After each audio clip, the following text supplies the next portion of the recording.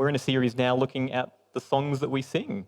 So as part of this, Pastor Simon showed you last week that the songs that we sing have been part of the Christian tradition since the beginning. There are songs of praise and worship all throughout the Bible, but we don't sing them just for the sake of tradition. We're told that God finds them pleasing. They're a way for us to, connect with God's word in a different way. They're ways for us to express our love for God. So songs of praise and worship are a core part of our Christian faith. And so if they are a core part, then we want to help you connect with the songs that we sing here at this church. Not just to recite the lyrics, but to meditate on the deeper meaning that's behind those lyrics, to maybe trace the themes that are throughout those songs and be inspired by them. Use those lyrics to find that deeper meaning and the joy and the comfort that comes with that deeper meaning. So as part of this, I'll be looking at a song that's called The Blessing. So we sung it this morning. It's a song written by Elevation Worship. It's one that we love to sing here. And as it turns out, so do lots of other churches. The song was released originally in 2020, and it became really popular. It became a commercial success. It was nominated for and won some awards. And it's now sung in multiple places around the world in lots of different languages. And so you might find it surprising then to find out that according to the artists who wrote it, they only wrote this song days before it was performed live. So I think the reason that it became so popular as a worship song is because it has lyrics that are taken from the Bible. It has lyrics that have that deeper meaning that is found in God's word. And for that reason, it's resonated with people, and perhaps especially because it was released at a time where there was a lot of uncertainty. It was released during the pandemic, and we all lived through it. We know how those years brought with it uncertainty and anxiety, and therefore it makes sense that people would resonate with these lyrics that are inspired by the Bible, that provide that joy and comfort. And so, for example, on the screen there is the first verse from this song. It's taken straight from Numbers 6, verses 24 to 26. So if you're reading it in the NIV, it's word for word. The Lord bless you and keep you. The Lord make his face shine on you and be gracious to you. The Lord turn his face towards you and give you peace. And so as the title of this song would suggest, these are all blessings. And blessing is, I guess you could say, one of those religious words that we often use in different contexts without, the deeper biblical meaning attached to it. People say, bless you when you sneeze. People say a blessing over their meal before they eat. Had my next door neighbour say, bless your heart, James, to me the other day. And sometimes it's just a way of just saying that things are going well, that your relationships are going well, things are going well in life. People say, I'm so blessed, #blessed, all those sorts of things, right? So what I want to show you today is that in the Bible, blessing does have a deeper meaning and I think more significance. And that's really the main thing I want to look at. Not particularly sort of verse for verse where this song takes its biblical references from, but just the general theme that's behind the whole thing, which is blessings. And so my hope is that this would give you a new way and a way to look at this song and a new way to appreciate it as well. And so a good place to start is with the first blessing that's mentioned in the Bible. And so we're going to start at Genesis 1. It's up the screen there. So at the start of the biblical story, we read that God takes this watery, dark nothingness and he creates order and life out of it.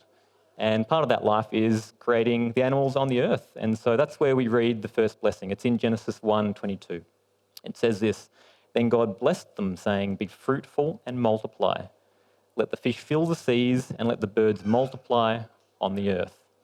So producing fruit and the multiplication of life are a sign of God's blessing. Right? So blessings are about flourishing. They're about things growing, developing in a healthy way.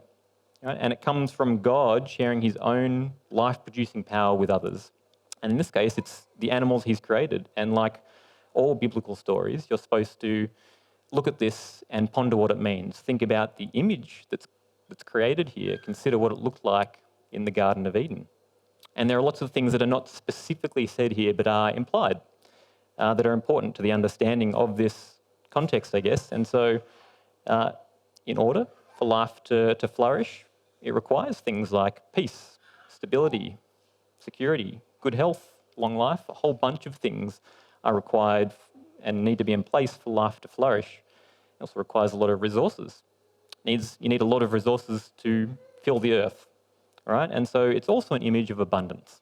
All of those things are tied up in the image of what a blessing actually is. And so you could say that all those things are part of what it means to be blessed. Those good things that come from God that allow life to flourish.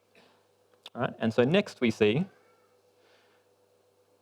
the second blessing we find in the Bible is where God gives humans an additional blessing, all right, which sets them apart from the animals. It says this in Genesis 1:28.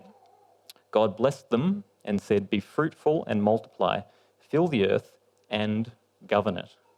So not only are the humans the ones God has created to be fruitful and multiply, just like the animals, they've been given this ability to flourish and fill the earth, but we also see that they've been given this blessing to govern the earth. It's an extra blessing to oversee a whole world of other flourishing creatures on God's behalf. And so that blessing involves becoming stewards of other creatures' blessings, you could say. And again, you're supposed to ponder this and spend some time thinking about the image that this creates. And it's an image of God and people working alongside each other. It's an image of partnership where people trust in God's wisdom to fulfill a greater purpose, right? And so humans come alongside God in a partnership, right? But like any partnership, it requires trust. So we're given this image of a blessed land in Genesis. It's a garden, there is abundance, there's flourishing animals, there's people partnering with God, but this blessing is conditional. All these good things are conditional on people trusting God. There we go. And so this is presented to us in the form of two different trees that the people can eat from. There's the tree of life, which represents God's wisdom, doing things God's way.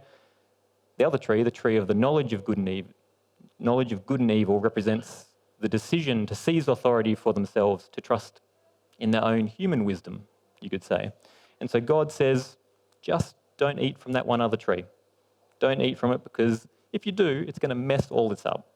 All this stuff, the fulfillment, the enjoyment, the maintenance of this blessing, you'll mess it all up if you eat from that other tree. So to enjoy this blessing in its fullness, the humans have to trust in God. Right? You can trust that God will give you the blessing that you need and in the time and the way that you need it, or you can look about seizing it for yourself, grabbing it, taking it, the things that look good in your own eyes that you think will lead to a blessing. They're essentially the two options that are presented to them. The issue here is that the tree they're not supposed to eat from looks like it's good to eat from, right? And the snake capitalizes on that. The one who comes to deceive them makes use of that. So the tree that will kill them actually looks like it will bless them. It's like a poison fruit. And the only thing that's going to tell me that the fruit is not good to eat is if somebody else who is wiser than me tells me that it's not good to eat. And it reminded me actually of Sarah and I went for a walk through the Longlow Gorge near Queanbeyan, and we picked a whole bunch of blackberries that were growing by the river. And they were ripe and they looked delicious. And we filled like a little bag full of these blackberries and took them away with us. And on the way out, we saw a big sign saying, "Don't pick the blackberries, they've been sprayed with poison." And so thankfully we hadn't eaten any already. We maybe suspected already that they had done that, but if we hadn't been told, we wouldn't have known, right? We had to trust in the wisdom of someone else who knew that those were not good to eat from. And so it's kind of the same idea in the Garden of Eden. The fruit from the tree of the knowledge of good and evil, it looks like it's good to eat. And the snake capitalizes on that. And so the humans, they're tricked into eating from this other tree. All right? They're thinking that it's a shortcut to getting a blessing. Right? In other words, they do things on their own terms.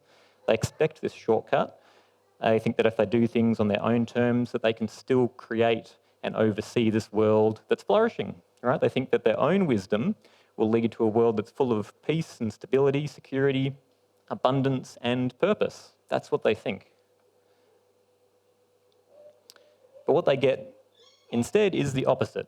Instead of a blessing, their actions actually lead to a curse. And I'm not talking about a magic spell. This isn't Dungeons and Dragons. No, that in the Bible, a curse is when God just hands people over to the consequences of their own actions. You can think of it, a curse, as the circumstances that will now take place because of the choices people have made. That's a curse in the biblical sense. So when people rely on their own wisdom, it is a curse because instead of those things, instead of the peace, the stability, the abundance and purpose, people are instead given the opposite. They're given scarcity, isolation, death. Right? And so instead of flourishing, they experience scarcity. Instead of overseeing this world, they now have to work the ground until they die. God hands them over to their own poor decisions. Right? So they miss out on the fullness of God's blessing.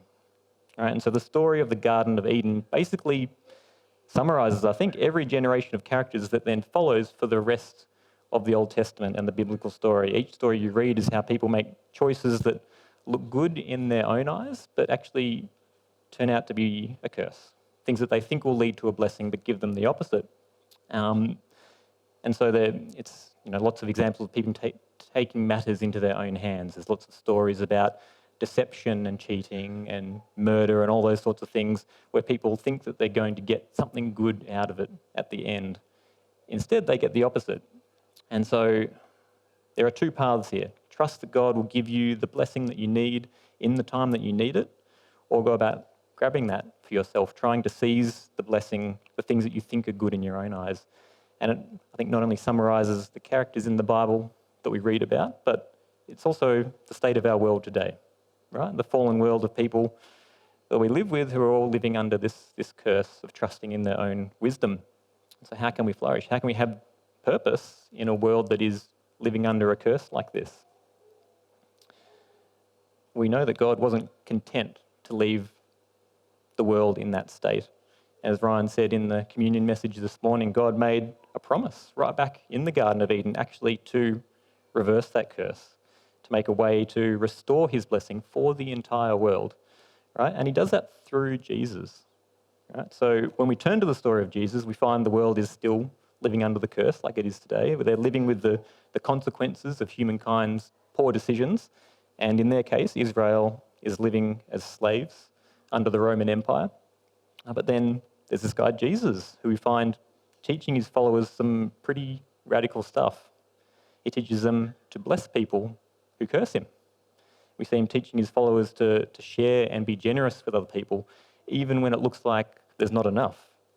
In essence, he taught his followers to trust in God's wisdom, and to trust that God would be there for them, providing them with what they needed when they needed it, teaching people what it looks like to reverse the curse.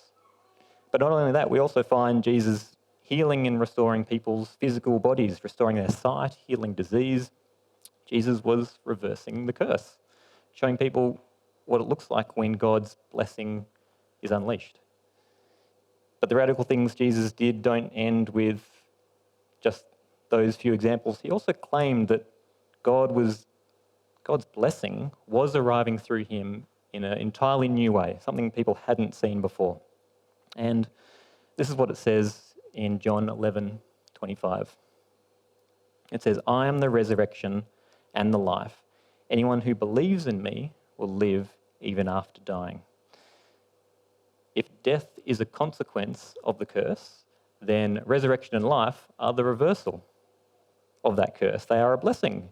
And Jesus claimed that this blessing was arriving through him, right? And by doing this, we know that Jesus made a lot of enemies. His fellow Israelites, the people who were in power at that time, they didn't like what Jesus taught. They found him to be a threat to their power, and those leaders have Jesus arrested and killed.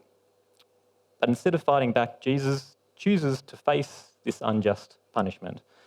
Jesus believed that actually he was the chosen Israelite who would face the curse on behalf of humanity, just as God had promised. And so the curse, I guess you could say, that humanity deserves, Jesus takes it on himself. He would allow that curse to kill him, and he does die this painful, humiliating and shameful death that would be for a person who's living under the curse. But just as God brought life and blessing out of a dark, watery nothingness in the beginning, God again, through Jesus, brings life and blessing by raising Jesus from the dead. So the curse itself is what's put to death, so that the blessing of God's life can spread out once again. And so after his resurrection, Jesus blessed his followers, and he said that his presence would be with them as they learn to trust in God and his blessing and share it with others. And while death and the curse still have a hold on our world today, as followers of Jesus, we believe that trusting in God's blessing is even stronger than that curse. That trusting in God's wisdom will reverse the curse and bring about a blessing. And that's how the biblical story ends. It's where every nation is enjoying the gifts of God's blessing and God's abundance. This is what it says in Revelation 22:3. No longer will there be a curse upon anything, for the throne of God and of the Lamb will be there, and his servants will worship him. So in God's new world that is sustained by Jesus' life-giving power, there is no longer any curse. All right? And my hope in showing you how this theme of blessing is woven into the biblical story, my hope is that you'd be encouraged to, take the core message behind the Garden of Eden and the theme of blessing with you, which is trusting God's wisdom and receive his blessing. A blessing is God sharing his life-producing power with others. It's what allows life to flourish, and for us, God's blessing has an additional blessing on top of that. It's to rule alongside God in a world where there is peace, stability, security, abundance, and for us, purpose. That's what it means to be blessed, but it requires trust. And that's the main point behind the story in the Garden of Eden. We're being encouraged to eat from the tree of life, to trust in God's wisdom, trust in his abundance, trust that he's going to provide for you in the time that you need, when you need it. And the problem comes when we think that we can get that blessing without God's wisdom, when we think that we can eat from the other tree. What we're saying is we can create that peace, stability, abundance, purpose, all those good things on our own terms. But what we know is that it actually brings about a curse where God hands people over to the consequences of their own actions. So Jesus shows us what it looks like to trust in God's wisdom, right? And how the blessing that brings is more powerful than anything that you will face in this world today. So I'll invite the band to come back up again. We're going to, in a moment, sing this song, The Blessing, one more time. And so as you sing this song again, I'd say, know that what you're doing here is you're speaking a blessing over your own life and other people's lives. That's what you're doing. You're saying a blessing. You're wishing these good things that come from God's life-producing power on yourself and other people. And so as you sing the blessing in the verse here, it says, the Lord bless you and keep you, make his face shine upon you and be gracious to you. The Lord turn his face towards you and give you peace. I'd say be reminded of actually what it means to be blessed. Think of the imagery that's created in the Garden of Eden. Think of life flourishing and people working alongside God. Think of that peace, stability, security, abundance and purpose. That's God's blessing and the result of trusting in God's wisdom. And that is his desire for you. He wants you to have those good things. And as you sing the blessing that's in the bridge here, may his presence go before you and behind you and beside you, all around you and within you. He is with you. Think of how God has already blessed you by going before you, making a way, and behind you by providing you with comfort and security. Think of how maybe God has provided for you, miraculously for a financial need. Think of how he's set you free from an area of sin that you've been struggling with. Think about how he's restored the broken relationships that you might have in your life. That's the result of trusting in God's wisdom. He wants those good things for you, and he is with you. As you sing the blessing that's in the refrain here, in the morning, in the evening, in your coming and your going, and your weeping and rejoicing, he is for you. Yeah, I'd say know that he is for you. He desires to see you blessed. At all times and in all seasons, his desire is to see you blessed. All he asks from you in return is that you would trust in his wisdom. Let's sing.